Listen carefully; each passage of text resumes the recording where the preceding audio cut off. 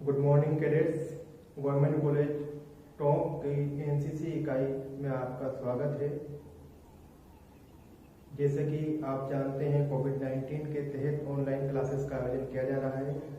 आज हमारी इस क्लास का उद्देश्य सेकेंड ईयर कैडेट्स की ऑनलाइन स्टडी है।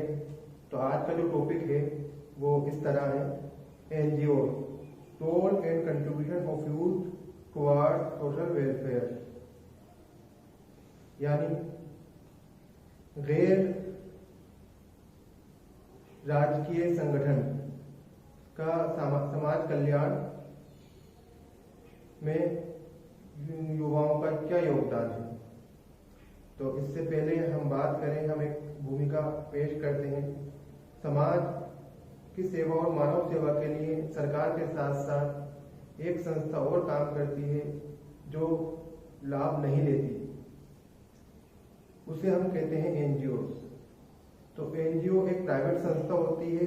एनजीओ के द्वारा लोगों की मदद करके सामाजिक काम किया जाता है, जिसमें कई तरह के काम होते हैं, जैसे विधवा महिलाओं के लिए आवास,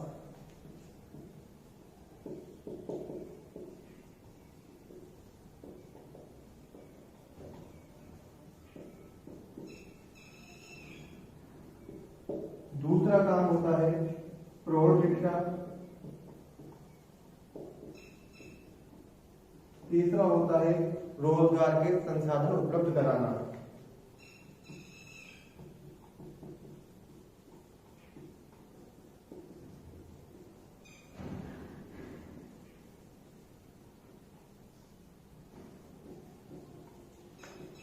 चौथा होता है मानव सेवा, शहरी विकास,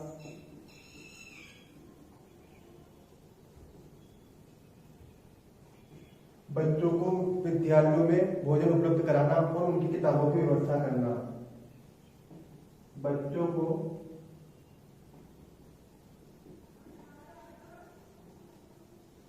विद्यालय में भोजन उपलब्ध कराना, किताबों की व्यवस्था करना,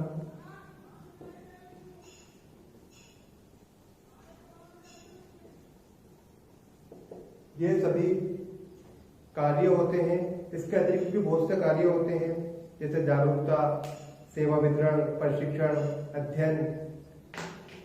ये सभी एनजीओ के द्वारा और एनजीओ की मदद से किए जाते हैं। इन सभी में युवाओं का योगदान ये रह सकता है कि जैसे वॉलंटियर्स सेवा, जो कि एनसीसी है, और ये प्रशिक्षित बच्चे होते हैं, तो आसानी से ये अपने गांव, अपने मोहल्ले, अपने समाज और अपने जिले में, अपने राज्य में आसानी से एनजीओ की मदद कर सकते हैं और एनजीओ बना सकते हैं खुद भी। एनजीओ का मुख्य उद्देश्य समाज कल्याण का कार्य करना होता है। ये एक ऐसा संगठन होता है जिसे कोई भी व्यक्ति चला सकता है। एनजीओ की शुरुआत अमेरिका से हुई थी और आज भारत में तकरीबन 1 से 3 लाख तक के एनजीओ संस्थाएं कार्य कर रही हैं। एनजीओ में सरकार की कोई भूमिका नहीं होती है। एनजीओ एक गैर सरकारी संस्था होती है। ये किसी भी व्यक्ति को लाभ प्रदान नहीं करती। समाज कल्याण इसका मुख्य उद्देश्य होता है, पैसा बनाना इसका उद्देश्य नहीं होता है। एनजीओ के बारे में हम जानकारी लेते हैं कि एनजीओ में क्या होता है, कितने सदस्य होते हैं, किस तरह बनती है। तो सबसे पहले हम ये जानेंगे कि एनजीओ का संगठन कैसे बनता है। तो इसमें कितने सदस्य होते हैं। एनजीओ बनाने में कम से कम 7 सदस्य होना आवश्यक है, जिसमें अध्यक्ष, उपाध्यक्ष, कोषाध्यक्ष, सलाहकार और सचिव और अन्य सदस्य होते हैं। कम से कम ये सदस्य होना जरूरी है। यदि कोई सामाजिक सुधार का कार्य करना चाहता है तो वह अपनी एनजीओ को रजिस्टर्ड भी करा सकता है। वैसे नॉन रजिस्टर्ड एनजीओ भी कार्य करते हैं, लेकिन रजिस्टर्ड एनजीओ का फायदे कुछ ज्यादा है। एनजीओ समूह बनाकर लोगों की मदद करती है। तो एनजीओ बनाने के लिए सबसे पहले हमें समस्या को चुनना पड़ेगा कि वो समस्या क्या है, जिसके को हम सामने रख करके समस्या को सामने रखकर एक एनजीओ बनाएं। फिर उससे संबंधित समस्याओं को और उससे संबंधित लोगों को हम सुने, समझें और उसका निदान करने की कोशिश करें।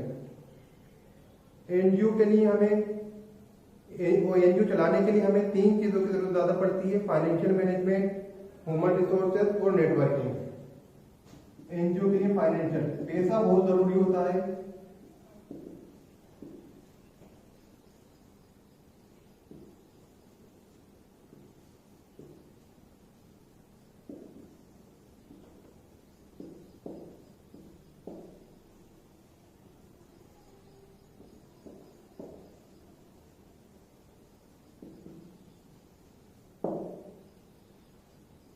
ये 3 चीजें एनजीओ चलाने के लिए बहुत जरूरी है। पैसा बहुत जरूरी होता है एनजीओ को चलाने के लिए।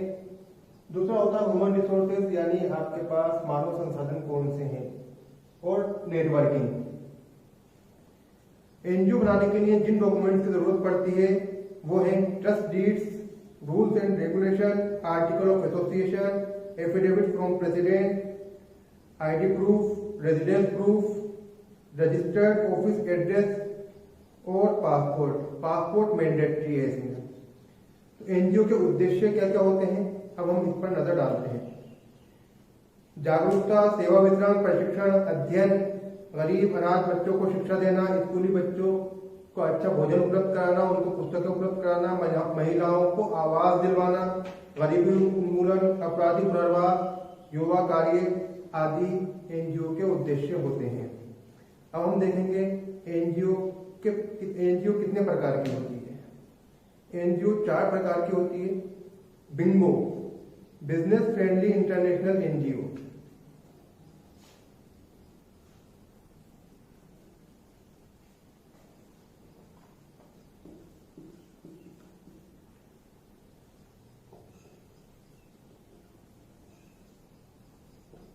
Business friendly international NGO. एक दूसरी होती है इंगो, ENGO, एनवायरमेंटल एनजीओ। तीसरी होती है गोंगो।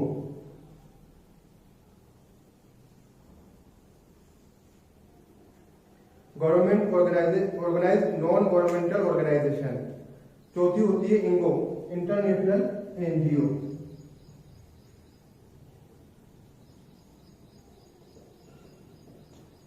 International NGO.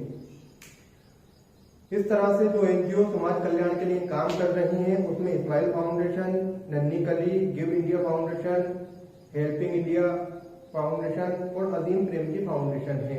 ये सभी एनजीओ जो है एक संगठन के रूप में कार्य कर रही हैं, जो समाज कल्याण और शिक्षा के क्षेत्र में बहुत आगे चल रही हैं। तो इसलिए आप युवा हैं, आपका उद्देश्य देश सेवा करना है, आपको चौथी लाइन माना जाता है, तो आप सेना में भर्ती होने की तैयारी भी करते हैं। तो हम आपके भविष्य की, उज्जवल भविष्य की कामना करते हैं, लेकिन आप इसके अलावा एनजीओ बना करके भी समाज की सेवा कर सकते हैं, मानव कल्याण की सेवा कर सकते हैं। और हमने जैसे आज पढ़ा कि एनजीओ क्या होते हैं, उसके क्या उद्देश्य होते हैं, उसको बनाने के लिए हमें सबसे पहले समस्या खोजनी पड़ती है, फिर उस समस्या का समाधान निकालने के लिए कुछ मैंडेटरी चीजें और उपाय बनाने पड़ते हैं, ढूंढने पड़ते हैं, लोगों को सुनना पड़ता है। एनजीओ बनाने का तरीका भी आपने देख लिया कि एनजीओ में कम से कम 7 सदस्य होते हैं, उसे रजिस्टर कराना भी जरूरी होता है। और एनजीओ के लिए जो दस्तावेज, जो डॉक्यूमेंट्स चाहिए होते हैं, हमने उस पर भी डिस्कस किया है। धन्यवाद।